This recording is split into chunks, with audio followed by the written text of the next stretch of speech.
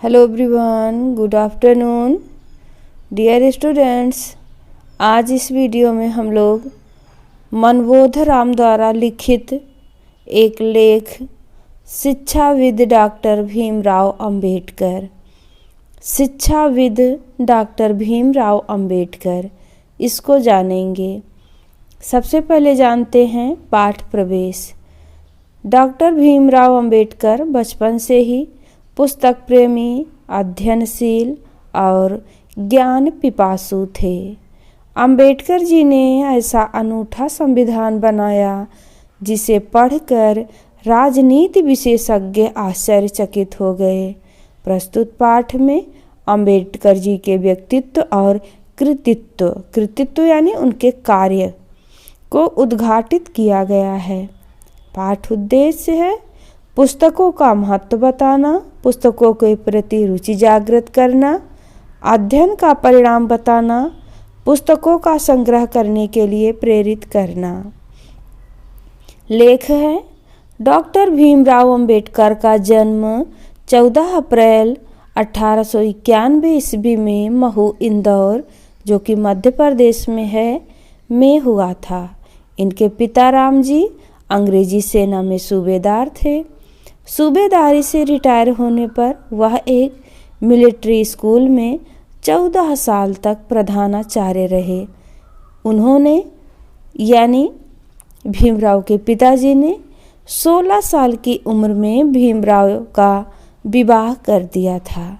यहाँ पर एक बात मैं आप लोगों को बताना चाहूँगी कि भीमराव की ही शादी 16 साल में नहीं हुई थी, बल्कि उस समय ये प्रचलन में था।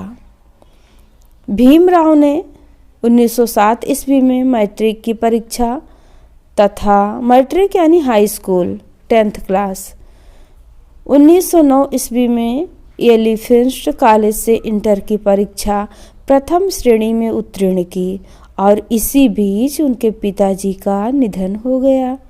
उन दिनों अच्छी शिक्षा प्राप्त करने के लिए विदेश जाना पड़ता था। पिताजी की मृत्यु तथा पैसे की कमी के कारण उनके लिए उच्च शिक्षा प्राप्त करना असंभव हो गया था। लेकिन भीमराव निराश नहीं हुए। उन्होंने अपनी सूझबूझ से इस असंभव काम को भी संभव बना लिया। कहते हैं जहाँ चाह है वहाँ राह है। उन्होंने कुछ ऐसे उदार, दानशील तथा शिक्षा प्रेमी धनी लोगों की सूची तैयार की जो उनकी मदद कर सकते थे। इस सूची के अनुसार उन्होंने लोगों से सहायता मांगना शुरू किया। अनेक लोगों द्वारा इनकार करने पर भी उन्होंने अपना प्रयत्न जारी रखा। अंत में बड़ौदा नरेश सयाजी राव ने उनकी जिज्ञासा व प्रतिभा को देखकर उन्हें छात्रवृत्ति यानी स्कॉलरशिप देना स्वीकार कर लिया। इसी छात्रवृत्ति के सहारे उन्होंने 1912 ईस्वी में बीए की परीक्षा उत्तीर्ण की थी। सयाजी राव ने भीमराव को उच्च शिक्षा प्राप्त करने हेतु अमेरिका भेजा। न्यूयॉर्क विश्वविद्यालय से भीमराव ने 1914 ईस्वी में एमए की डिग्री हासिल की। इसी बीच भीमराव ने एक शोध प्रबंध लिखा जिसका शीर्षक था भारत के लिए राष्ट्रीय लाभांश, ऐतिहासिक एवं विश्लेषणात्मक अध्ययन।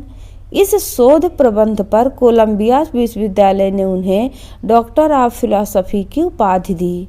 अर्थशास्त्र व राजनीति शास्त्र के अध्ययन के लिए भीमराव लंदन गए, किंतु उसी समय सयाजी राव ने छात्रवृत्ति देना बंद कर दिया। अब उन्हें स्वदेश लौटना पड़ा। भीमराव अपनी धुन के पक्के थे। पैसे का इंतजाम करके 1920 ईस्वी में वह पुनः लंदन गए और वहां से बैरिस्टर बनकर भारत लौटे। बैरिस्टर मीन्स वकील, है ना। भीमराव अंबेडकर पुस्तक प्रेमी, अध्ययनशील और ज्ञान पिपासु व्यक्ति थे। उन्हें पुस्तकों से इतना अधिक लगाव था कि उन्होंने अपने छात्र जीवन में ही दैनिक खर्चों में कटौती करके लगभग 2000 पुस्तकें खरीद ली थीं।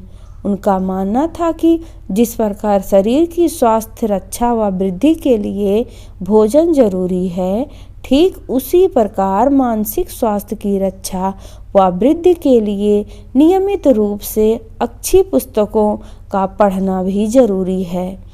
हम जितनी अधिक पुस्तकें पढ़ेंगे उतने ही अधिक विद्वान तथा तरक्कीशुदा बनेंगे। अंबेडकर जी पढ़ने में इतने तल्लीन हो जाते थे कि उन्हें खाने पीने आदि की भी सुध नहीं रहती थी।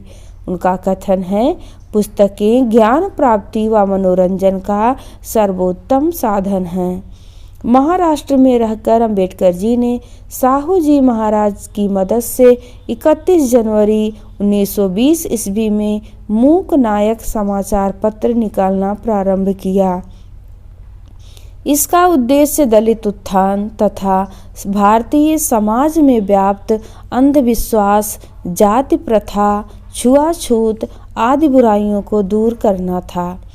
29 मार्च 1920 ईस्वी को अंबेडकर जी ने कोल्हापुर में दलितों के सम्मेलन की अध्यक्षता की।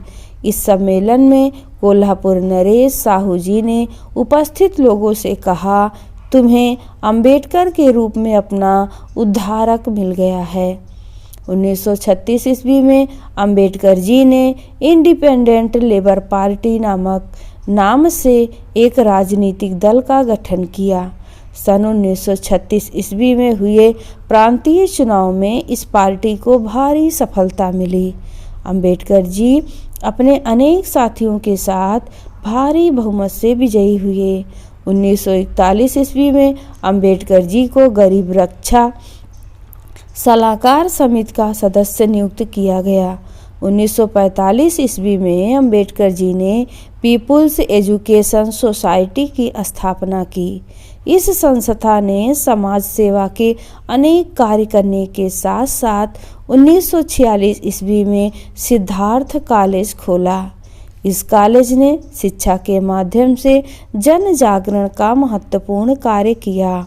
स्वतंत्रता प्राप्ति के बाद स्वतंत्र देश का नया संविधान बनाने हेतु संविधान निर्माण समिति का गठन होना था। इस समिति की अध्यक्षता तथा संविधान निर्माण हेतु एक योग्य कुशल राजनीतिक विद्वान की आवश्यकता थी।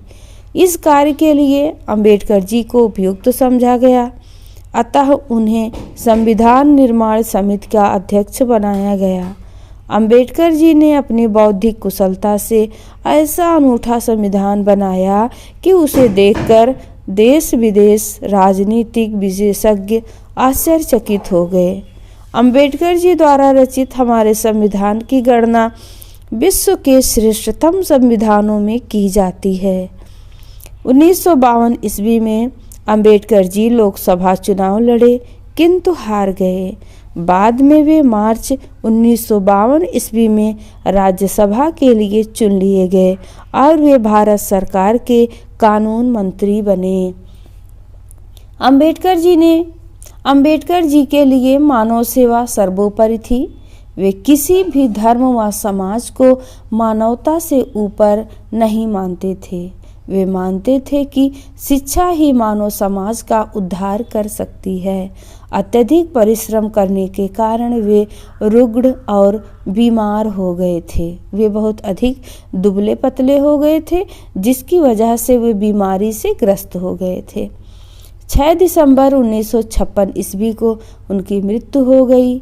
देश के नवनिर्माण में अंबेडकर जी के योगदान के लिए भारत सरकार ने 1990 ईस्वी में उन्हें मरणोपरांत भारत रत्न की उपाधि से सम्मानित किया। यद्यपि वे आज हमारे बीच में नहीं हैं, किंतु अपने सामाजिक व वैचारिक योगदान के लिए वे सदैव याद किए जाएंगे। धन्यवाद।